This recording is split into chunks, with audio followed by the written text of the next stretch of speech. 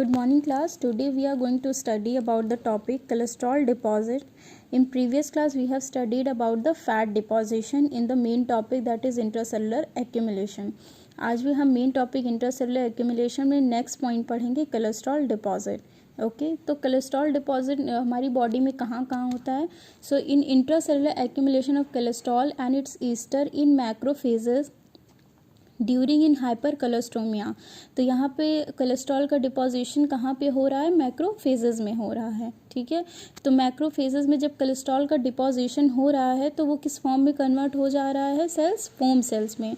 जो हमारी सेल्स हैं नॉर्मल सेल्स, जब कोलेस्ट्रॉल का डिपोजिशन सेल्स में होगा तो उस मैक्रोफेजेस किस में कन्वर्ट हो जाएंगी, मैक्रोफेजेस सेल्स जो है फोम सेल्स में कन्वर्ट हो जाएंगी. ठीक है, अब इसके एग्जाम्पल्स क्या क्या हैं कोलेस्ट्रॉल डिपोजिशन के. फाइब्रोफैटी प्लेक्स ऑफ एथेरोस्क्लेरोसिस, मतलब नैरोइंग और थिकनिंग ऑफ आर्टरीज. ठीक है, जिसकी वजह से क्या, जो हमारा ब्लड फ्लो होता है वो प्रॉपर नहीं होता है. सेकेंड एग्जाम्पल क्या है, cluster of foam cells in tumour like masses called xanthomas and xanthelasma. ठीक है, तो अब क्या है, जब फोम सेल्स का एक्यूमुलेशन ट्यूमर्स में हो जाएगा तो उन मासेस को हम क्या कहेंगे, ज़ैंथोमास एंड ज़ैंथीलास्मा. ज़ैंथोमास और ज़ैंथीलास्मा क्या होता है, ज़ैंथीलास्मा क्या होता है कि yellowish deposit of cholesterol underneath the skin. ठीक है, एक येलोइश कलर के पिगमेंट का डिपोजिशन जब हो जाएगा कोलेस्ट्रॉल का, है ना, जब कोलेस्ट्रॉल का डिपोजिशन अंडरनीथ द स्किन हो जाएगा तो उसको क्या कहेंगे हम, ज़ैंथीलास्मा. और ज़ैंथोमास क्या होता है कि डिपोजिशन ऑफ फोम सेल्स इन सब एपिथेलियल कनेक्टिव टिश्यू. ठीक है, ज़ैंथोमास क्या होता है कि डिपोजिशन ऑफ फोम सेल्स, जो फोम सेल्स का जो डिपोजिशन होता है सब एपिथेलियल कनेक्टिव टिश्यू में, तो उसको हम क्या कहते हैं, ज़ैंथोमास. ओके, तो अभी हमने क्या पढ़ा कि कोलेस्ट्रॉल का डिपोजिशन कहाँ कहाँ होता है. ठीक, तो अब नेक्स्ट पॉइंट क्या है, स्ट्रोमल फैटी इनफिल्ट्रेशन. ठीक है, अब यहाँ पे तो हमने पढ़ा कि कहाँ पे मैक्रोफेजेस में हो रहा है. अब क्या है कि नेक्स्ट पॉइंट क्या है, स्ट्रोमल फैटी इन्फिल्ट्रेशन. अगर जब एडिपोज टिश्यू जो है स्ट्रोमल कनेक्टिव टिश्यू में डिपोजिशन हो रहा है ना, तो उसको क्या कहते हैं हम, deposit of mature adipose cells in stromal connective tissue. जबकि क्या कहते हैं, जो एडिपोज टिश्यू का डिपोजिशन कहाँ पे होता है बॉडी में, स्ट्रोमल कनेक्टिव टिश्यू में. और जो है जो और फैटी चेंजेस हमने पढ़े थे प्रीवियस क्लास में, तो उनका डिपोजिशन कहाँ पे हो रहा था, फैट का डिपोजिशन कहाँ पे हो रहा था, पेरेन्काइमल सेल्स इन फैटी लीवर. ओके, तो मेन डिफरेंस क्या है दोनों में कि जो एडिपोज सेल्स हैं उनका एक्यूमुलेशन किस में होगा, स्ट्रोमल कनेक्टिव टिश्यू में, और जो हम फैट्स का जो डिपोजिशन होता है वो किस में होगा, पेरेन्काइमल सेल्स इन फैटी लीवर. ओके, अब जो है कॉज क्या है, मेन कॉज क्या है कि किसकी वजह से जो कोलेस्ट्रॉल का डिपोजिशन होता है.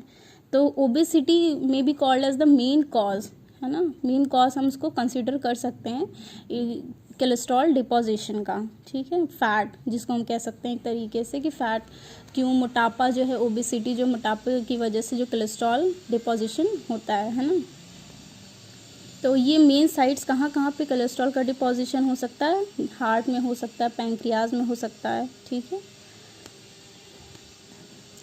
So our next heading is protein and glycogen. ठीक है, अब हम किसके बारे में पढ़ेंगे, अभी हमने क्या क्या पढ़ा, फैट डिपोजिशन पढ़ा, उसके बाद हमने क्या पढ़ा, कोलेस्ट्रॉल डिपोजिशन पढ़ा. अब हम क्या पढ़ेंगे, प्रोटीन डिपोजिशन. ठीक है, प्रोटीन का एक्यूमुलेशन सेल्स में और होता है तो किन किन रीजंस की वजह से होता है. तो पहला क्या कंडीशन है कि किन की वजह से होता है प्रोटीन का एक्यूमुलेशन. तो पहला है इन प्रोटीन यूरिया. ठीक है, जब पीसीटी या प्रॉक्सिमल कॉन्वोल्यूटेड ट्यूब्यूल जो होता है उसका जब रीएब्जॉर्प्शन करना शुरू कर दे, है ना, एक्सेसिव अमाउंट में जब रीएब्जॉर्प्शन प्रोटीन का करना शुरू कर दे तो प्रोटीन का एक्यूमुलेशन ही होगा. और वो कैसे पता चलेगा एक्सेसिव रीएब्जॉर्प्शन का, तो अगर हम चेक करेंगे तो जो पिंक हेलाइन ड्रॉपलेट जो है साइटोप्लाज्म में शो होता है. ठीक है, इससे क्या, एक्सेसिव डिपोजिशन जब प्रोटीन का हुआ है तो जो उसका जब हम देखेंगे तो शो कैसे होगा कि साइटोप्लाज्म में पिंक हेलाइन ड्रॉपलेट शो होंगे. ठीक है, the next point is the cytoplasm of actively functioning plasma cells shows pink haline inclusions called Russell's body representing synthesized immunoglobulins.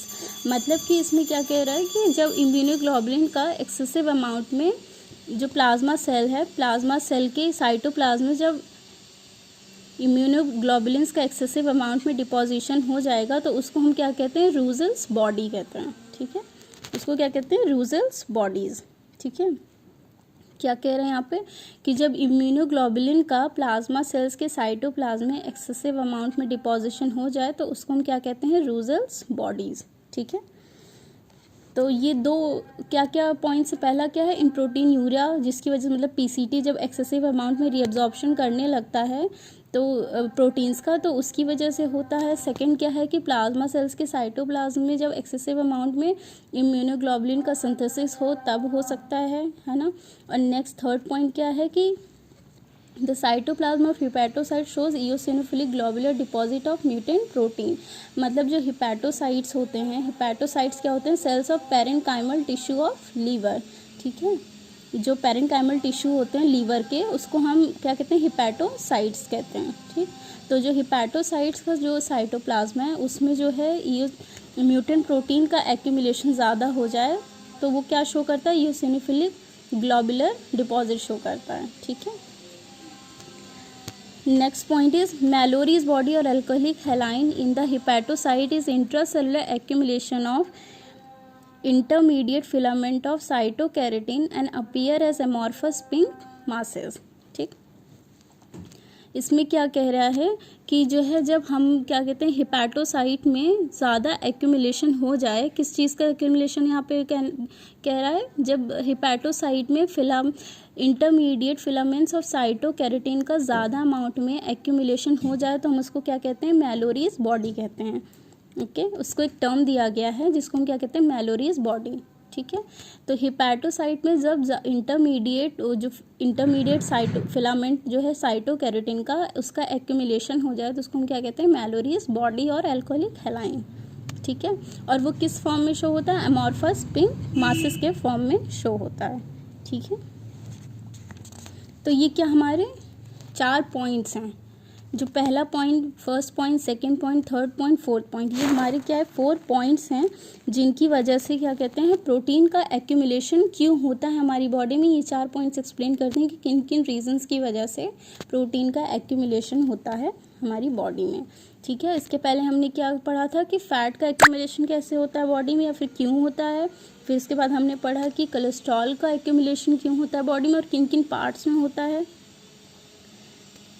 उसके बाद हम पढ़ रहे हैं कि प्रोटीन का एक्यूमुलेशन कैसे होता है ना। तो ये सारे पॉइंट्स हमें लिखने हैं, मेंशन करने हैं। अगर कोई पूछे कि इंट्रासेलुलर एक्यूमुलेशन का टॉपिक आए एग्जाम में तो हमें सारे पॉइंट्स एक्सप्लेन करने हैं कि फैट का एक्यूमुलेशन एक्सप्लेन करना है, कोलेस्ट्रॉल का एक्यूमुलेशन एक्सप्लेन करना है, प्रोटीन का एक्यूमुलेशन एक्सप्लेन करना है। अब लास्ट पॉइंट जो हमारा क्या है, किसका एक्यूमुलेशन एक्सप्लेन करना पड़ेगा, ग्लाइकोजन एक्यूमुलेशन। ठीक है, अब हमारी बॉडी में जो ग्लाइकोजन का एक्यूमुलेशन क्यों होता है, उसके भी क्यों, मतलब बॉडी में अगर एक्यूमुलेशन हो रहा है, एक्सेसिव क्वांटिटी में एक्यूमुलेशन हो रहा है और सेल इंजरी कॉज करी तो उसके रीजंस होंगे ना, तो वो क्यों होता है ग्लाइकोजन का एक्यूमुलेशन। तो पहला पॉइंट हमारा क्या है कि डायबिटीज़ मेलिटस, मतलब डायबिटीज़ डिजीज़ की वजह से। वो उसमें क्या है कि डायबिटीज़ में क्या हो गया कि normal cellular Uptake of glucose is impaired, मतलब जो ग्लूकोज का एब्जॉर्प्शन होता है बॉडी में, बट अगर किसी को डायबिटीज़ है तो उसका जो है एब्जॉर्प्शन हमारी बॉडी में कम हो जाएगा। ठीक है, उसकी फंक्शनिंग ख़त्म हो जाएगी।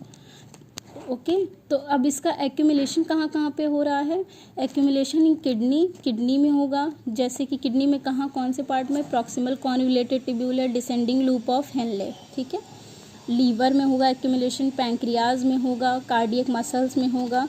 तो ये आपके साइट्स हैं बॉडी के जहाँ पे अगर डायबिटीज़ मेलिटस है तो कहाँ कहाँ पे आपके एक्यूमुलेशंस होंगे ग्लाइकोजन के। ठीक है, डायबिटीज़ वैसे हमारी बॉडी में जब प्रॉपर फंक्शनिंग होती है तो क्या होता है कि ग्लूकोज जो है ग्लाइकोजन में कन्वर्ट होता है। इंसुलिन का काम होता है ग्लूकोज को ग्लाइकोजन में कन्वर्ट करना। ठीक है, बट अगर ये इम्पेयर्ड हो जाएगा, आप ग्लूकोज का इम्पेयर्ड हो जाएगा तो ज़्यादा क्वांटिटी में ग्लूकोज जब ग्लूकोज की क्वांटिटी ज़्यादा हो जाएगी बॉडी में तो ऑब्वियसली डायबिटीज़ होगा, है ना। तो क्या कहाँ कहाँ पे इसका एक्यूमुलेशन हो रहा है, किडनी में हो रहा है। किडनी में भी कहाँ, PCT, proximal convoluted tubule and descending loop of Henle, liver, pancreas, cardiac muscles. Okay, और नेक्स्ट पॉइंट क्या है, अब नेक्स्ट रीज़न क्या है जिसकी वजह से ग्लाइकोजन का एक्यूमुलेशन होगा। ठीक है। Storage disease, metabolic enzyme deficiency, मतलब इन दो एंजाइम्स की वजह से, जिनकी डिफिशिएंसी की वजह से आपका ग्लाइकोजन का एक्यूमुलेशन होगा। क्या एंजाइम्स हैं? Glucose 6 phosphate and acid alpha glucosidase deficiency. In enzymes की वजह से भी जब मेटाबॉलिक पाथवे कैरी आउट नहीं होगा तो भी हमारा ग्लाइकोजन का एक्यूमुलेशन होगा। ठीक है, तो ये सारे पॉइंट्स आपके, ये टॉपिक आपका इंट्रासेलुलर एक्यूमुलेशन सारा टॉपिक आपका फिनिश हो गया है। तो हम इसके बारे में अगर पूछा जाए तो डिटेल में ये सारे पॉइंट्स हमें मेंशन करने हैं। ठीक है, थैंक यू क्लास।